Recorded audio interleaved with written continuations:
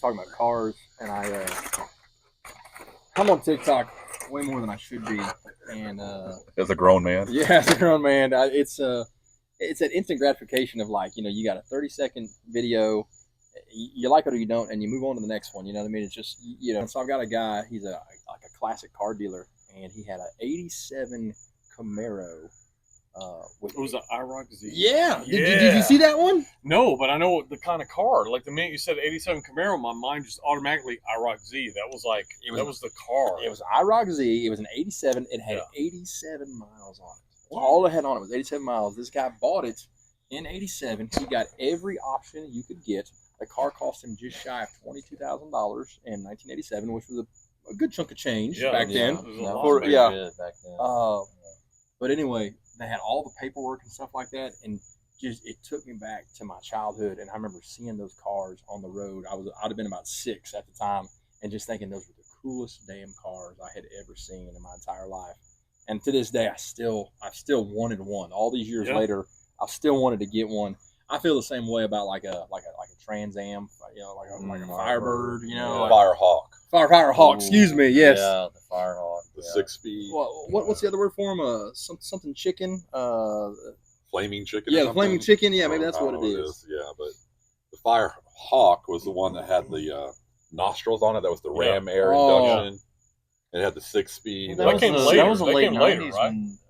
Yeah, that was like when I started getting ready to drive a car. Yeah, that's what it was. That was the car. T-top. Yeah. I think of a Firebird. I think of like the '70s Smoking the Bandit. Oh, dude, black, yes. Flaming chicken. Is Trans Am still?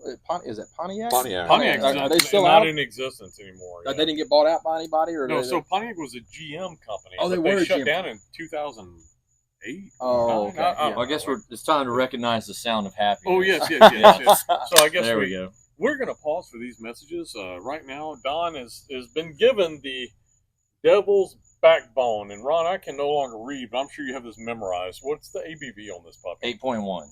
Guys, I'll be done after this. Yeah. No, you won't. No. It really, sadly, it's going to be very smooth. Okay. It's one of those the grim creepers, that I would call. This is not like the first time you gave me Dirty Bastard and I drank like 3 of them. You're welcome for that. Yeah, that's how the Kona Frothy Friday was a shoot off of that. Check that out. Devil's Backbone is really popular now from Real Ale Brewing, and CJ also has a Real Ale. Real Ale's most famous beer that they came out with, the Fireman's 4, the Blonde Ale. And that Devil's Backbone tastes great, it does not taste like it's 8.1. No, it does. You're right, it doesn't. I can see how this would creep up on you because it is very smooth. It does not have a bite. Yeah, like you think of something like Dirty Bastard, that Scotch Ale. That's got a bite. Yeah, that's got a big bite. This one is not. Hey, cheers to that. In the beer community, that is like the go-to. That a lot of people really enjoy. You'll see that tap handle at a lot of restaurants and pubs here in Texas.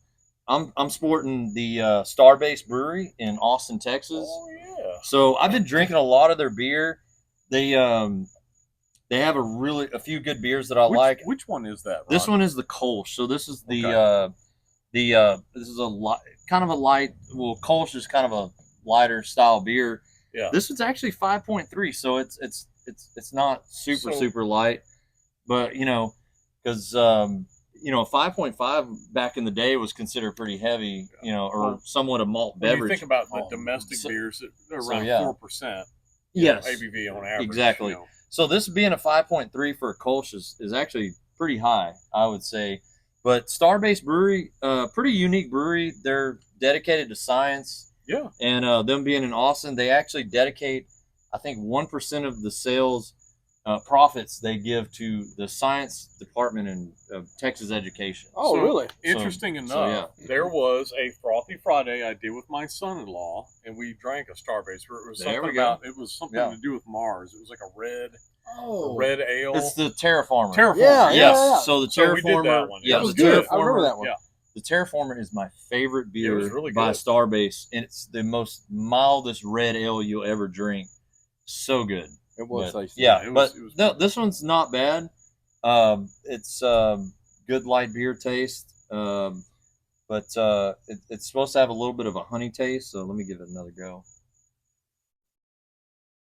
You know, I like those type of beers where it's like you take one sip and you get one flavor profile, and then you take another sip and it's something different. Yeah, I don't really taste the honey. It tastes more like lemon. It's not really honey. I don't know to me, but all taste buds are different. Yeah, that's right. In a way. Keep drinking it. Sometimes it But, changes. yeah, maybe it grows on you. But the Terraformer by Starbase is just phenomenal. One of my new favorite beers. Yeah. But yeah, that's what we're sampling now. Yeah, I definitely want to pick that up again. And just you cracking that open made me remember. I guess it was a few months back when Nathan was here. Yeah. And we did that Frothy Friday, and it was with Terraformer. And I had one or two. And then you had They also make a Mission to Mars. I think it's called a Mission to Marsden. So it's like it's kind of like an Oktoberfest kind of style beer, but kind of a Mars.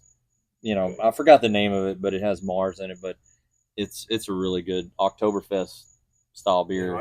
If you bring like that. on Oktoberfest, y'all. I'm already ready. Hey, we should make a trip. To New Braunfels or someplace like that where they actually do it upright. We should go. We should go, and we could do a little vacation vlog or something for that. I wanted to go. I've never been. Wanted to go for many years. It's definitely. I mean, like we're always planning stuff. Like we mentioned earlier, that we're going to do the Penn's trip, and there's nothing wrong with planning that. New Braunfels has a really great downtown cafe. I think it's called Kreitz. Yes, we ate breakfast there one They time. have phenomenal showcasing of taps. A lot of beer on tap there. Breakfast too, Yeah.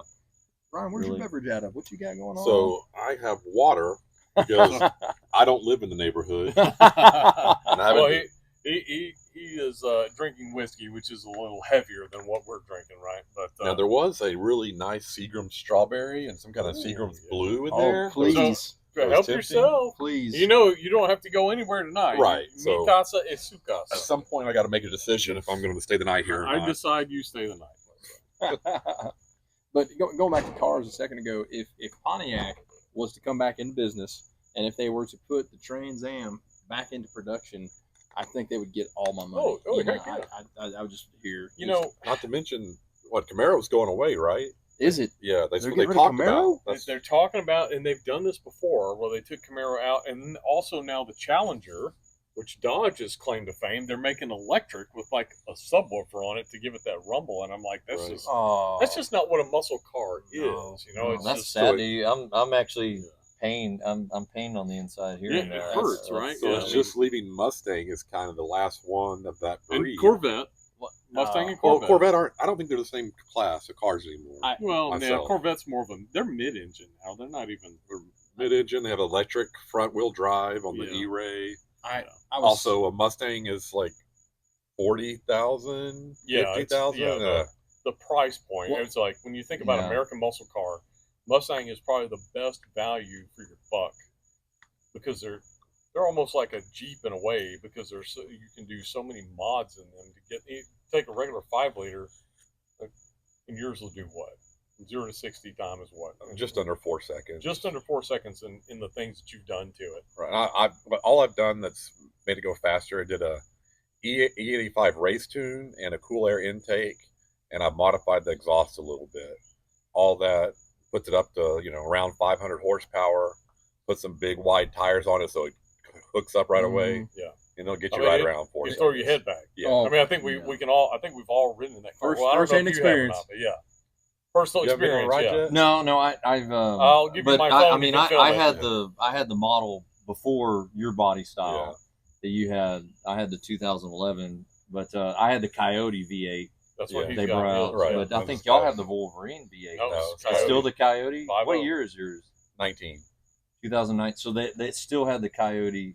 I thought they. Wolverine is a bigger displacement, I believe, that they put in there. So there's the 5-liter, and I don't know what it is, but the engine you're talking about is a higher displacement that they put in the Mustang. I thought that they. Are you talking about the 5.2? It's just a bigger manifold. Yeah. Maybe Is that I what you're am, thinking but of? They I put thought it they in- had upgraded from the Coyote V8 to. They just with put them in like the GT 500s and stuff like maybe that. so, maybe And it's so. a 5.2. All it is like I said, it's a bigger manifold. Right. And is it called the Wolverine? Is that right? That's what I don't thought know. I thought it was called the Wolverine V8. Okay. I could be wrong. Mine's Yeah. the Coyote. Okay. All right.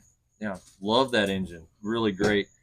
Like I said, when it came out in 2011, the difference between the 3.6 or no, the 4.6, I'm sorry, Mustang GT, and then you had the 5.0, massive difference in horsepower.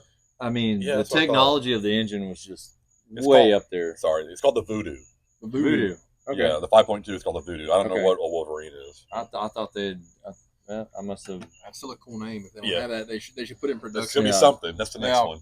Exactly. But really enjoyed my 2011 5.0. I had a really good time with it, and I love smoking the 4.6s. That was the good thing. I had a couple of buddies I worked offshore with that had the 4.6 GTs, a couple of year models earlier than my 2011, and I remember working out of Venice, Louisiana, and that stretch going to Bell Chase, just smoking them with that little bit extra horsepower, a little bit better technology of the Coyote V8. It was so much more. I mean, there was no comparison, like, standing up next to a 4.6. But kudos to Ford for just really boosting that Mustang in 2011. I loved it. Yeah, it's like a legacy. I mean, the 5.0 for the longest time, and Ford wanted to get back to that, and so, you say, kudos to them. In high school, I had a Mustang, and it was a 6-cylinder, and it had a whopping 150 horsepower. Wow! And it was an embarrassment.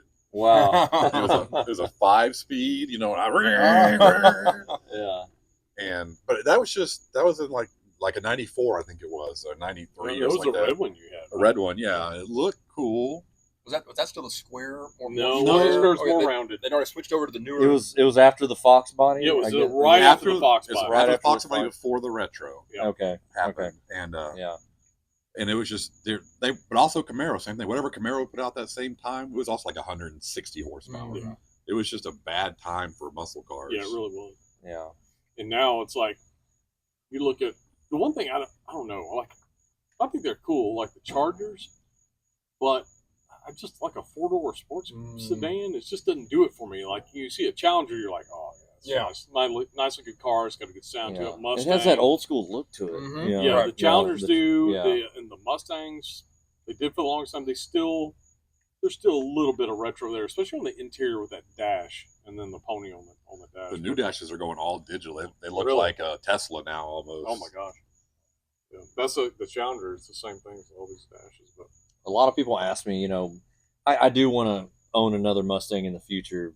I was heartbroken when I sold my 2011, but I do want to get back into owning a Mustang, but it's definitely going to be one of the past. Not too far down, but I'm thinking, I don't know, maybe I want to get. I really want to go back to that 2011 to 2014, 15 era. Do you know what the horsepower was? The rating on those things off the factory line? It was 424. Okay.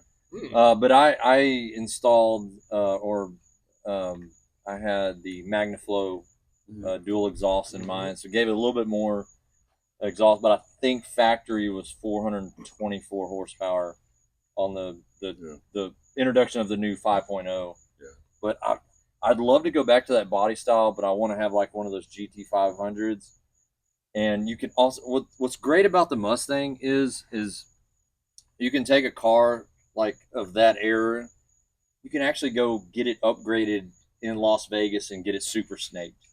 Like they will take it and super snake it, right? And give it that boost, Yeah. Put a supercharger on it. Yeah. And it'll be certified. It's fully certifiable. You can do stuff like that, but that's just what's so great about a car like the Mustang. I think the Mustang is probably the most, I guess, aftermarket upgradable vehicle ever. And then we're talking about the Saline in the late 90s or mid to late 90s. those were just beasts. The Cobra and the Celine. Yeah, Oh, and then you came out with Roush, and like, good Lord, I the mean, Mach 1. There's just you can't take anything away from a traditional like American muscle car with that rumble of a V8.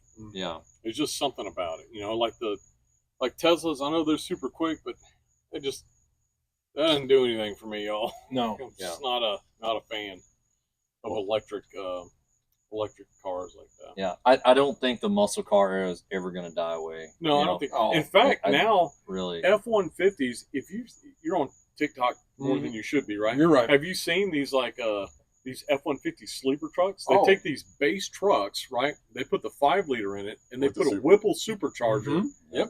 And they make these and they're 4-wheel drive or all-wheel drive. Yeah, wow. and they're just insane with 305 tires on them. Yeah. So you got all 4 305 tires, 12-inch tires. Those things hook up, and they're fast, and they're light, and they go. There's about 750 horsepower, roughly, somewhere in there. I mean, that's just insane, man. Yeah. That's a lot of horsepower, 750. Yeah. Well, didn't Ford come back out with the Lightning? But isn't the Lightning now? It's electric. Yeah, and it's not crazy fast. It's not it's not what it used to be. And it's also not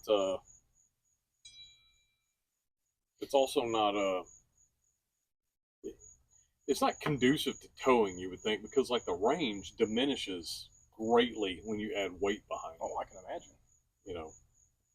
But and didn't Mustang also drop into that electric foray with the Mustang? Well, they have the Mach-E. Mach-E. They do have the electric. But Mustang. to call that a Mustang is ridiculous. It's a SUV. Yeah, right. It's like it looks like a fat Acura or something. Yeah. Yeah. Yeah, I don't know why they called it a Mustang. I guess they just didn't have any other name to give it, but it's not a Mustang. Fiesta. And it's not crazy fast. It's not slow, but it's not crazy fast like a Tesla or anything else. Yeah. I know a lot of people were really heartbroken when that thing came out. That was the way of the future. I think what it is just upset the Mustang enthusiasts. Like the real deal, like Mustang owners are like, what? Yeah, that class, that genre, I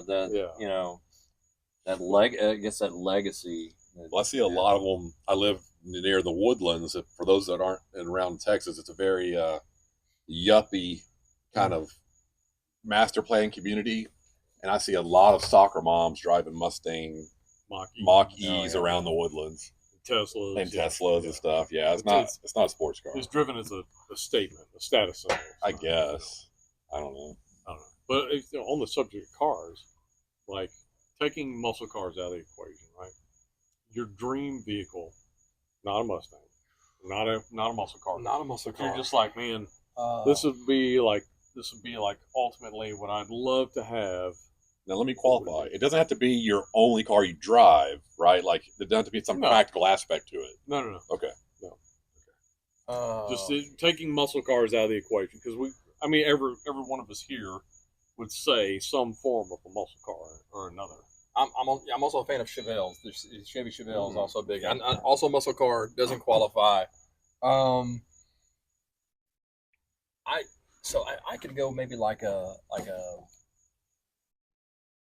maybe early to mid 70s body style Chevrolet, or maybe like a mid to late 70s body style Ford single cab.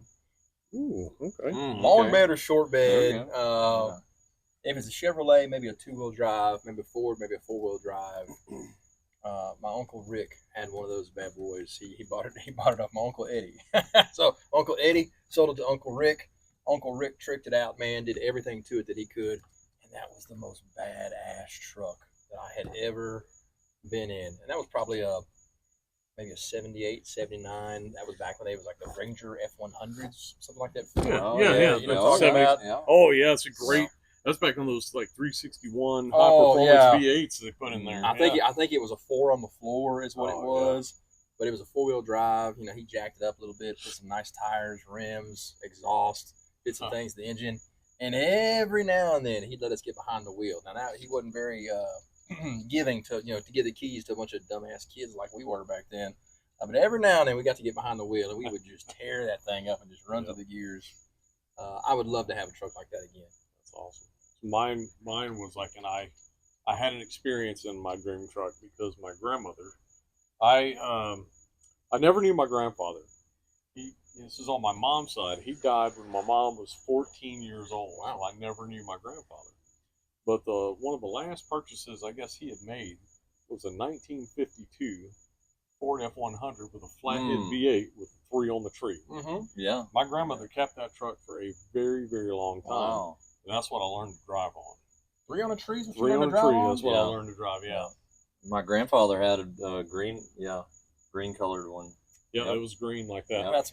My grandfather had a green one. I believe it was a Chevy or a GM. Well, it was the Ford F-100, the one you're talking about. It was just a really truck. cool, Yeah, just really a really cool looking truck, you know. Yeah.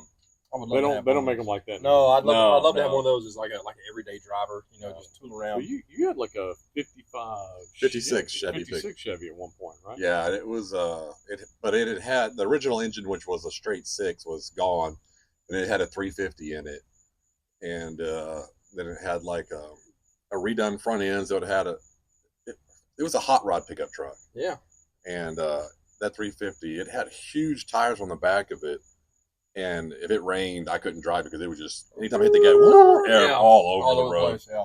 Didn't have an air conditioner. The seats had been replaced. They got leather power seats out of an Acura and put them in there. Wow. And so they were comfortable. Wow. It didn't matter, but no air conditioner.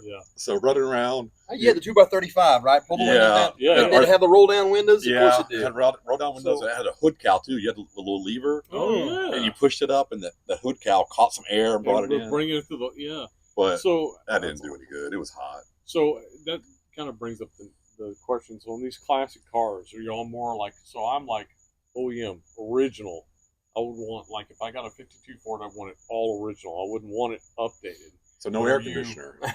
No, I want it all original. Like if it didn't come with AC, not come with AC. There's a lot of people like that really wanted that OEM. I want it because that's how I remember it. Yeah. Yeah. And that's it would take me back to my childhood. And so if it was updated on the interior, even an updated like radio, this thing didn't even have a radio.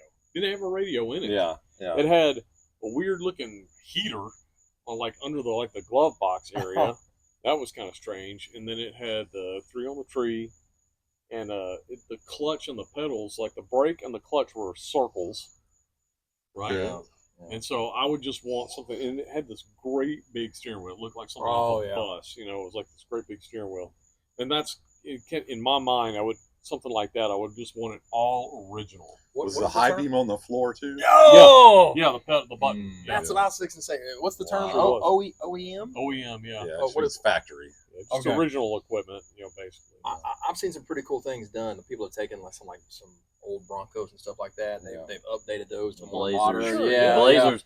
The Blazers and the Broncos are huge money maker now. And I'm not saying I wouldn't take it like that, but just like Ryan said, the one thing I would want to keep factory is the high beam button on the floor. I still think that was a mistake. The little silver thing down there. I still think that was a mistake to get rid of that. That was the easy. You just reach over with your left foot there, just click it, high beams. Now, of course, they don't even, like my mom's got a brand new Explorer, and I don't know if y'all's cars are like this, but they register so they can tell. On their own, yeah, they can tell when there's no cars in front of you, so they automatically turn your high beams on and then automatically turn the high beams off. So there's really no need for it anymore. It can be kind of frustrating driving around in a neighborhood when it's dark and, high beams come on for about 5 seconds and then a car pulls out and then they turn off for about 5 seconds and they come back on again. So I would love to have that old button on the floorboard to click. There's something nostalgic. Yeah. It was pleasing, man. You could just click, you hear that click and click it off. Yeah. I guess that's something that like kids nowadays that are young drivers, they haven't experienced anything like that. Oh, it's just they wouldn't know what to do. It's like payphones, like they wouldn't know how to operate a payphone. Well, just like making a hand gesture, rolling down the window. Like everybody understands what this is. Do they even have that as options anymore? They would be so baffled. Do they have I think they might on some very, very low model. Like work trucks, maybe something like that. One of the first guys I worked for as a superintendent here in College Station ISD was Eddie Colson, and he was telling me a story about how they had gone someplace and they had gotten a rental car. I guess the rental car didn't have power windows and power door locks and stuff like that. And he got into the driver's side, and his son got in, or something happened. He was trying to tell his son how to open the door without power door locks. and he ended up having like reach across and like pull the lock up, just his kid could not figure out. Comprehend, like, he's looking for a button to push or something, and he had to reach across and pull that lock up so wife could get in the car. Thanks to that lock, you could use a coat hanger and fish it and unlock the door. That's right. Yeah. When you locked your keys. So all right, so my first car was a 81 Ford F-150. And I turned 16, and so did my car. So we both turned 16 at the same time. Nice. And mine was it was my grandfather's truck. He passed away right before I turned 16. So my grandmother had a truck that was just going to sit there. So his truck became my truck, and I was very grateful for that. And it was a Lariat. So of course, Lariat in the Ford world is kind of a more top of the line thing. Yeah. So let me tell you what an 81 F-150 Lariat included. It included beautiful vinyl bench seating. It did have air conditioning. Yeah. It did have AM/FM radio. It was an automatic transmission. Had the 302 V8? Yeah, 302 V8. 302. Had a 302 V8. Yeah. But the one thing that drove me crazy was the door locks were like slick. Like it didn't have the little knob at the end where you could stick a coat hanger down there and fish it up. It was just completely smooth and slick, stuff like that. So you couldn't reach over there and pick it up, things like that. You had to pop that door handle to get the door to open up. Yeah. So if I got in on the driver's side and somebody was getting on the side, I had to reach all the way across and grab that door handle and pull that thing to get that door to unlock. For some reason, that drove me crazy when I was 16. So that was 17. your first car. That was my first car. Oh, is it my Mustang now? All it is, it's a light where the lock would be. Oh. It's just a light. It turns red if it's locked and turns off if it's There is no lock. There's nothing no there. lock there, yeah. What was your first car? So mine was a 1984 Chevrolet Silverado. It was my dad's. He bought it brand new. And so Silverado, as you know, is kind of like at that time, it was high end. Now Silverado's got all these other trims like LT and all that. Oh, yeah. But back in the day, you had like Chevy 1500, and it was like the Silverado, and there was like Classic and all this stuff.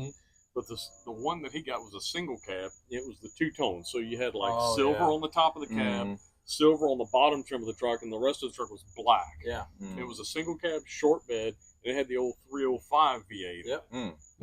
And I remember, man, I thought that was the coolest thing ever, having that truck, because it had power windows and locks. It was so funny because when I go to like a drive-through, the truck was so old. Like you'd hit the window switches on the bottom, and it was... and then to get the window up, you basically had to like double hand it, right? You had your hand on the switch, and your other hand was like pulling it up. Oh yeah. It wasn't fast. Like that motor would just wear down, but lots of good memories in that truck. Oh, and it was funny. It's like they didn't equip trucks back then like they do now. Like it had these little dinky mirrors on the side. They're like little bitty tiny side mirrors, right? And it had like I think 205 size tires, and they had the white line, not a white, the white line that would go around the tires, and so it looked really awkward. And so like when I was in high school and I had this truck, man, I begged my dad. I was like, please let me get some bigger tires on this. It looks so ridiculous. And so he finally caved. I guess it was my birthday or something. Got me some bigger tires on. Then my speed speedometer was always off. Yeah, because you had the bigger tires. Yeah, you had bigger tires, and you're going faster than you think. Yeah, So yeah, but it's good memory. So that was my first. Mine was also a two-tone. It was brown and tan two-tone, which is weirdly not an option anymore. They should bring that back. I would buy one like that. I would give anything to have that truck back again and be able to take it and do what I wanted to with it, Well, with age comes experience. Right. When you're in high school, like I put big old mud flaps on the back of it with Yosemite Sam. Back off, Pickles, back off.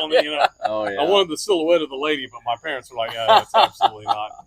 And then also when I was in high school back in the 90s, CB radios were a big thing. Like cell phones were prominent like they are now. But all my friends had CB radios, and so like the coolest radio that you could get at the time, I had to save up my money for this, was the Cobra 18 Ultra. Ooh. And I had dual whip antennas that me and my dad dual whip antennas. And those say, if you know anything about CB radios, dual whip antennas are great if you're talking to somebody in the direction that your vehicle is facing, because that's how the dual whip works. Like the antenna's like kind of pointing that direction. Yeah, point that direction. But yeah, on the way to school every morning, we get on there, and my code name at the time was Maverick. I'd be like, "Hey guys, this is Maverick out there." And one of my buddies at the time, his code name was Power. I don't know. He drove a Toyota Tercel, and his code name was Power. He had a CB and a Toyota Tercel. Yeah, he sure did. It was like the thing. Like everybody had CBs, right? And then my buddy, and he drove a really cool truck too. It was like an '83 Ram Charger. Oh yeah. It was like Dodge's answer to the Bronco. Those were awesome really vehicles, cool. dude. Yeah. Had the old 318. It was like indestructible V8, and his name was Gatorbait. Gatorbait. Oh, Yeah, wow. Gatorbait. And so every morning on the way to school, we'd get on out there. It was like like Smoking the Bandit. We're all like running cops. Do you remember the movie? It was a Chuck Norris film. It was oh god dang, Lone Wolf. He's Title sounds familiar. He's a Lone Wolf McQuade is the name of it, and he drove one of those Ram Chargers and just drove the hell out of it. Like nothing could stop this thing. Yeah. And I wanted one so bad. My aunt had one, and I just thought it was the coolest vehicle you could ever have. He had a supercharger on it in the movie. My buddy that he had it was like a midnight blue Ram Charger, and he had this giant antenna, and I can't remember now if it was mounted on his hood or on his rear bumper, but this antenna it must have been 10 feet tall. When he was driving, it was almost parallel with the road, like the way it was whipping. And that was just the thing, because cell phones wasn't a thing. Like if you had a cell phone back then, the thing was gigantic. It was the size of half a human body, or a bag phone or something like that. I remember the bag phones, yeah. Oh, yeah. Or they were permanently hooked into the car. Yeah. Oh, yeah. Because, my dad had one, and he got one, and he had to mount the cell phone antenna with the silicone glue on the back windshield of my mom's, like, Buick Park Avenue. Buick Park Avenue. This little square thing. So, but yeah, it's, I don't know, I think back on, talking about cars and all that stuff, I think back on my childhood compared to, like, what my kids are experiencing growing up, and I'm thinking, I think I had it better. In certain ways. Because I think that technology has taken such a hold that it kind of kidnaps the kid from like really experiencing a lot of outdoor type activities, Yeah, I think the kids are going to drive their vehicles that they are driving, but they're not going to really have those memories that I think that we hold. Like guys, I remember like when I went to school at this high school, and it wasn't very big. I think my graduating class was like less than 200. It was like 205, 206, something like that. And whenever school got out, we took my 84 Chevy Silverado. I had like 3 guys in the back, and we cut across a field after it had rained and just fishtailing and we're doing stupid stuff. Kids don't try this at home. And one of the guys was standing up, holding onto the cab. Well, I cut the corner. He flew backwards and like hit that tailgate. It was boom. And then he didn't freak out anything. He just started laughing. He thought it was funny, And then I look back on it now, and I'm like, man, we did some stupid stuff when we were kids. But it was, you look back on it, and I don't think I would trade those memories for anything that I've seen young kids do nowadays. I don't know if y'all feel the same way, but and maybe everybody feels that way about their childhood. But, here's what I think part of it is anytime nowadays somebody does something, people get their phones out and they start filming everything that's going on. Thank God that didn't happen. And so much stupid crap that we did that people would have filmed and would have been on Facebook or TikTok or whatever. A lot of lives ruined. We would have gotten in trouble so fast. I do believe. Yeah. I do think people, a lot of it's knee-jerk reaction to stuff. So, but yeah, it's just kind of interesting. And now at 48, I'm 48. Hey, all right. 48 years old. I'll be 49 in November. And so it gets harder to think about those because for me, being a teenager is long. It's like 30 years ago. Mm-hmm. So it's a long time. But lots changed since the 90s, but I don't think I'd take back anything from my childhood. What about you guys? Any regrets? I think on that note, Don, I think we need to beer up, man. So we'll pause again, and we'll talk. So stay tuned because you guys definitely want to see regrets from my childhood.